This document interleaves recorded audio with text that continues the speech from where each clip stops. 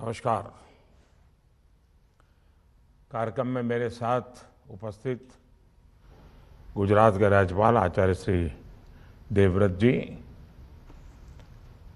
भारत सरकार में मेरे साथी भाई रमेश जी, गुजरात के मुख्यमंत्री विजय रूपाणी जी, गुजरात के शिक्षा मंत्री श्रीमान भूपेंद्र सिंह जी, यूजीसी के chairman professor DP Singh ji, Baba Saheb Ambedkar open university की vice chancellor professor Ami Upadhyay ji, association of Indian universities AIU के प्रेसिडेंट प्रोफेसर तेज प्रताप जी, सभी उपस्थित महानुभाव और साथियों,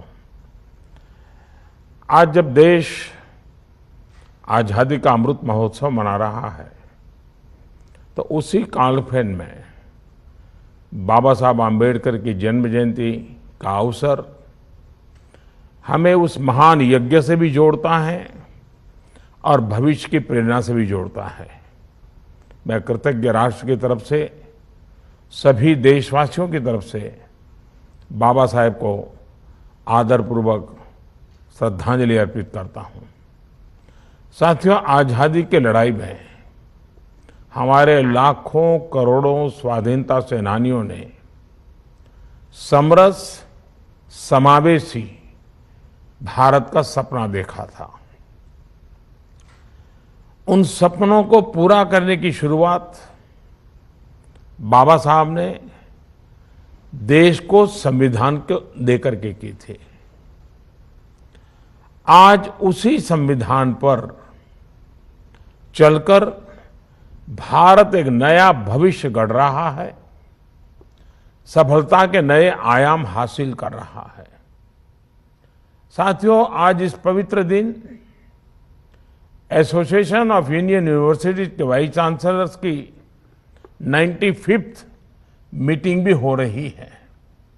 बाबा साहब आम्बेडकर ओपन यूनिवर्सिटी में बाबा साहब समरसता चेयर की स्थापना की घोषणा भी हुई है। अभी बाबा साहब के जीवन पर, उनके विचारों पर, आदर्शों पर भाई किशोर मकवाना जी की 4 पुस्तकों का लोकार्पण भी हुआ है। मैं इन प्रयासों से जुड़े सभी महानुभावों को बधाई देता हूं। साथियों, भारत दुनिया में मदर ऑफ डेमोक्रेसी का गर्व अनुभव करता है। उनके जीवन पर, उनके विचारों पर, आदर्शों पर भाई किशोर मकवाना जी की 4 पुस्तकों का लोकार्पण भी हुआ है। मैं इन प्रयासों से जुड़े सभी महानुभावों को बधाई देता हूं। साथियों, भारत दुनिया में मदर ऑफ डेमोक्रेसी का गर्व अनुभव करता है। डेमोक्रेसी हमारी सभ्यता, हमारे तौर तरीकों का, एक प्रकार से हमारी जीवन पद्धति का एक महज हिस्सा रहा है। आजादी के बाद का भारत अपनी उसी लोकतांत्रिक विरासत को मजबूत करके आगे बढ़े। बाबा साहब ने इसका एक मजबूत आधार देश को दिया। बाबा साहब को अब हम पढ़ते हैं, समझते हैं तो हमें एहसास होता है कि वो एक यूनिवर्सल विजन के व्यक्ति थे। श्री किशोर मकवाना जी की किताब में बाबा साहब के इस विजन के स्पष्ट दर्शन होते हैं। उनकी एक पुस्तक बाबा साहब के जीवन दर्शन से परिचित कराती है, दूसरी किताब उनके व्यक्ति दर्शन पर केंद्रित है। इसी तरह तीसरी किताब में बाबा साहब का राष्ट्र दर्शन हमारे सामने आता है और चौथी किताब में उनके आयाम दर्शन को देशवासियों तक ले जाएगी। ये चारों दर्शन अपने आप में किसी आधुनिक शास्त्र से कम नहीं है। मैं चाहूंगा कि देश के विश्वविद्यालयों में, कॉलेजों में हमारी नई पीढ़ी ज्यादा से ज्यादा इन पुस्तकों को और ऐसे कई पुस्तकों को भी पढ़ें। समृद्ध समाज की बात हो, दलित वंचित समाज के अधिकारों की चिंता हो, महिलाओं के उत्थान और योगदान का प्रश्न हो, शिक्षा और विशेषकर उच्च शिक्षा पर बाबा साहब का विजन हो, इन सभी आयामों से देश के युवाओं को बाबा साहब को जानने समझने का अवसर मिलेगा। साथियों, डॉक्टर आम्बेडकर कहते थे, मेरे 3 उपास्य देवता है, ज्ञान, स्वाभिमान और शील, यानी नॉलेज, सेल्फ रिस्पेक्ट और पोलाइटनेस। जब नॉलेज आती है तभी सेल्फ रिस्पेक्ट भी बढ़ती है। सेल्फ रिस्पेक्ट से व्यक्ति अपने अधिकार, अपने राइट्स के लिए अवेयर होता है और इक्वल राइट से ही समाज में समरसता आती है और देश प्रगति करता है। हम सभी बाबा साहब के जीवन संघर्ष से परिचित हैं। इतने संघर्षों के बाद भी बाबा साहब जिस ऊंचाई पर पहुंचे वो हम सभी के लिए बहुत बड़ी प्रेरणा है। बाबा साहब आम्बेडकर हमें जो मार्ग दिखा कर गए हैं उस पर देश निरंतर चले, इसकी जिम्मेदारी हमारी शिक्षा व्यवस्था पर, हमारे विश्वविद्यालयों पर हमेशा रही है। और जब प्रश्न एक राष्ट्र के रूप में साझा लक्ष्यों का हो, साझा प्रयासों का हो, तो सामूहिक प्रयास ही सिद्धि का माध्यम बनते हैं। इसलिए मैं समझता हूं इसमें एसोसिएशन ऑफ इंडियन यूनिवर्सिटीज की भूमिका महत्वपूर्ण हो जाती है। एआईयू के पास तो डॉक्टर सर्वपल्ली राधाकृष्णन जी, डॉक्टर श्यामा प्रसाद मुखर्जी, श्रीमती हंसा मेहता जी, डॉक्टर जाकिर हुसैन जी जैसे विद्वानों की भी एक बहुत बड़ी लंबी विरासत है। डॉक्टर राधाकृष्णन जी कहते थे, the end product of education should be a free creative man who can battle against historical circumstances and adversities of nature. तात्पर्य ये कि शिक्षा वो हो जो व्यक्ति को मुक्त करे, वो खुलकर सोचे, नई सोच के साथ नया निर्माण करे। उनका मानना था कि हमें अपना एजुकेशन मैनेजमेंट पूरे वर्ल्ड को एक यूनिट मानकर विकसित करना चाहिए, लेकिन साथ ही वह एजुकेशन के इंडियन कैरेक्टर पर, भारतीय चरित्र पर भी उतना ही बल देते थे। आज के ग्लोबल सिनेरियो में ये बात और भी महत्वपूर्ण हो जाती है। अभी यहां पर नई राष्ट्रीय शिक्षा नीति और उसके इम्प्लीमेंटेशन प्लान पर स्पेशल इश्यूज रिलीज किए गए। ये इश्यूज इस बात के डिटेल डॉक्यूमेंट्स हैं कि नेशनल एजुकेशन पॉलिसी एक फ्यूचरिस्टिक पॉलिसी है, ग्लोबल पैरामीटर्स की पॉलिसी है। आप सभी विद्वज्जन नेशनल एजुकेशन पॉलिसी की बारीकियों से परिचित हैं। डॉक्टर राधाकृष्णन जी ने एजुकेशन के जिन पर्पज की बात कही थी वही इस पॉलिसी के कोर में दिखता है। मुझे बताया गया है कि इस बार आपने सेमिनार की थीम वो भी यही रखी है, implementing national education policy 2020 to transform higher education in India. इसके लिए आप सब बधाई के पात्र हैं। मैं एनईपी को लेकर लगातार विशेषज्ञों से चर्चा करता रहा हूं।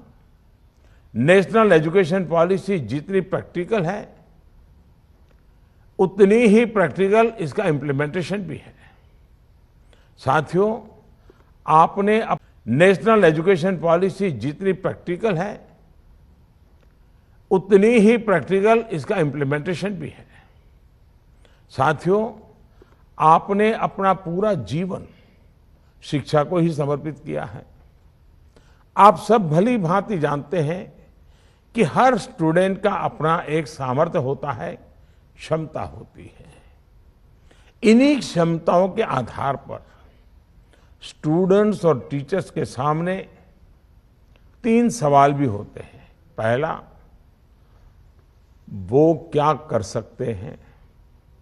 दूसरा, अगर उन्हें सिखाया जाए तो वो क्या कर सकते हैं।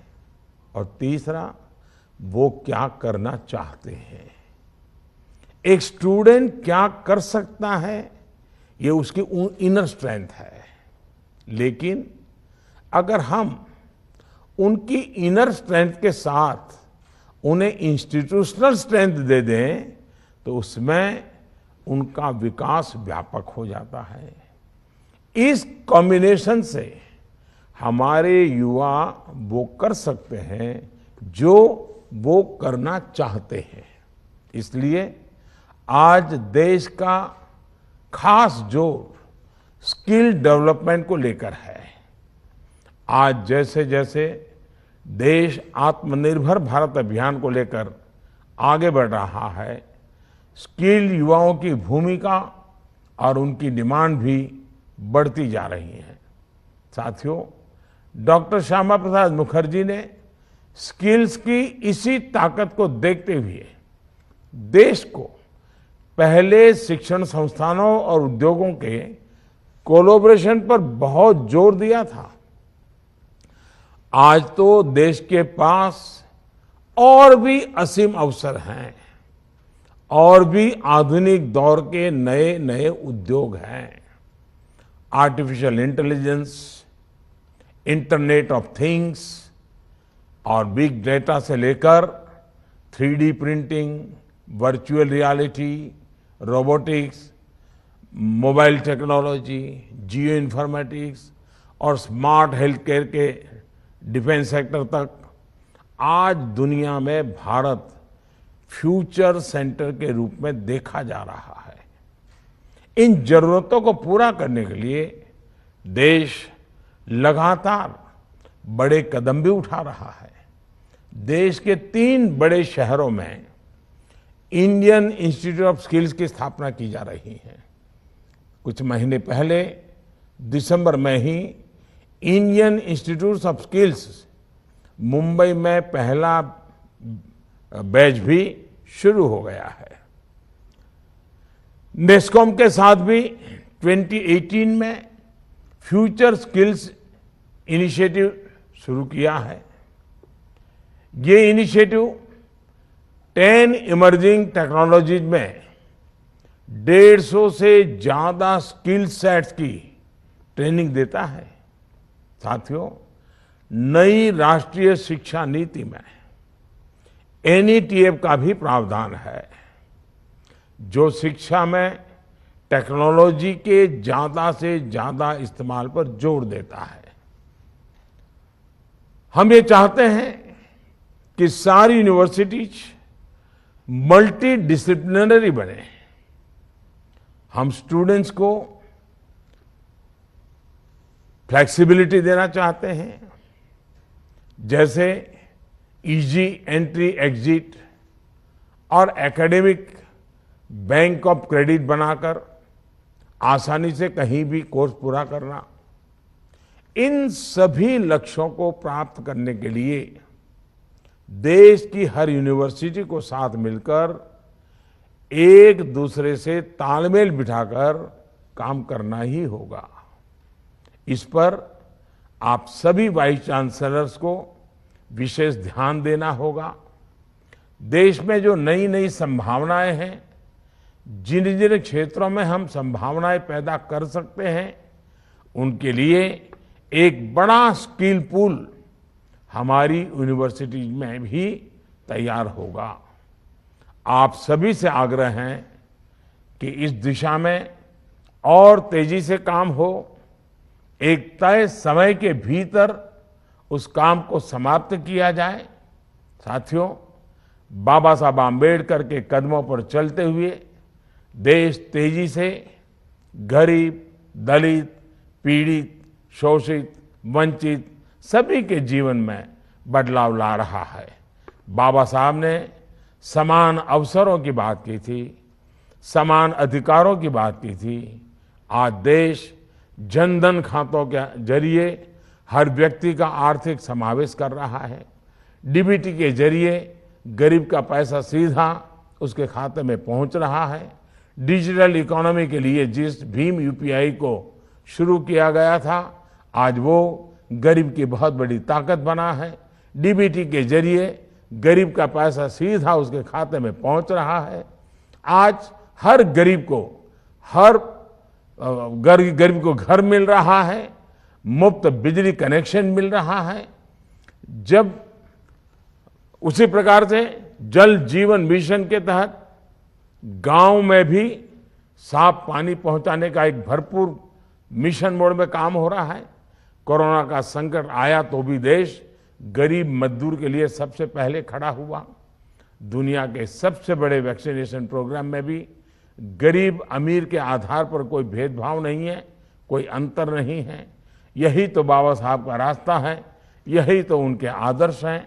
साथियों, बाबा साहब हमेशा महिला सशक्तिकरण पर बल देते थे और इस दिशा में उन्होंने अनेक प्रयास किए। उनके इसी विजन पर चलते हुए देश आज अपनी बेटियों को नए नए अवसर दे रहा है। घर और स्कूल में शौचालय से लेकर सेना में युद्ध की भूमिकाओं तक देश की हर पॉलिसी के केंद्र में आज महिलाएं हैं। इसी तरह बाबा साहब के जीवन संदेश को जन जन तक पहुंचाने के लिए ही आज देश काम कर रहा है। बाबा साहब से जुड़े स्थानों को पंच तीर्थ के रूप में विकसित किया जा रहा है। कुछ साल पहले मुझे डॉक्टर अंबेडकर इंटरनेशनल सेंटर के लोकार्पण का अवसर मिला था। आज ये सेंटर सामाजिक और आर्थिक विषयों पर, बाबा साहब के जीवन पर रिसर्च के केंद्र के रूप में उभर रहा है। साथियों, आज हम आजादी के 75 साल के करीब हैं और अगले 25 सालों के लक्ष्य हमारे सामने हैं। देश का ये भविष्य के लक्ष्य और सफलताएं हमारे युवाओं में से जुड़े हुए हैं। हमारे युवा ही इन संकल्पों को पूरा करेंगे। हमें देश के युवाओं को वो उनकी सामर्थ्य के हिसाब से अवसर देने हैं। मुझे पूरा भरोसा है कि हम सबके ये सामूहिक संकल्प हमारे शिक्षा जगत के ये जागृत प्रयास नए भारत के इस सपने को जरूर पूरा करेंगे। हमारे ये प्रयास, ये परिश्रम ही बाबा साहब के चरणों में हमारी श्रद्धांजलि होगी। इन्हीं शुभकामनाओं के साथ मैं फिर एक बार आप सबको बहुत बहुत धन्यवाद देता हूं, नवरात्रि की शुभकामनाएं देता हूं। आज बाबा साहब आम्बेडकर की जन्म जयंती पर विशेष रूप से शुभकामनाएं देता हूं। बहुत बहुत धन्यवाद। संकल्प से सिद्धि तक का लक्ष्य लिए जो निकल पड़े हैं प्रण करके, अपना तन मन अर्पण करके, ऐसे भारत के माननीय प्रधानमंत्री जी का सादर धन्यवाद करते हैं कि वे आज हमारे इस सत्र में हमसे वर्चुअली जुड़े और वर्चुअल मंच पर उपस्थित सभी गणमान्य का भी स्वागत करते हैं। साथ ही उनका धन्यवाद करते हैं और सभी वाइस चांसलर्स का भी बहुत बहुत धन्यवाद। ये वर्चुअल उद्घाटन सत्र यहां समाप्त करते हैं।